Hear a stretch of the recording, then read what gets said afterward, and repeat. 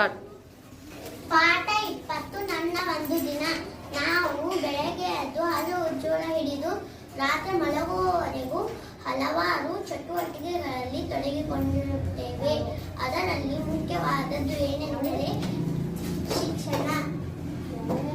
ಆದರೆ ಇವತ್ತಿನ ದಿನಗಳಲ್ಲಿ ಹೆಚ್ಚಿನ ಮಕ್ಕಳು ಶಾಲೆಯಿಂದ ದೂರ ಉಳಿದು ಬೇರೆ ಬೇರೆ ಕೆಲಸಗಳಲ್ಲಿ ತೊಡಗಿಕೊಂಡಿದ್ದಾರೆ. ಚಿಕ್ಕ ವಯಸ್ಸಿನಲ್ಲಿ ಕೆಲಸಗಳಲ್ಲಿ ತೊಡಗುವ ಮಕ್ಕಳು ಶಾಲೆ ಕಲಿಕೆ ಆಟಗಳಿಂದ ದೂರವಿರುತ್ತಾರೆ.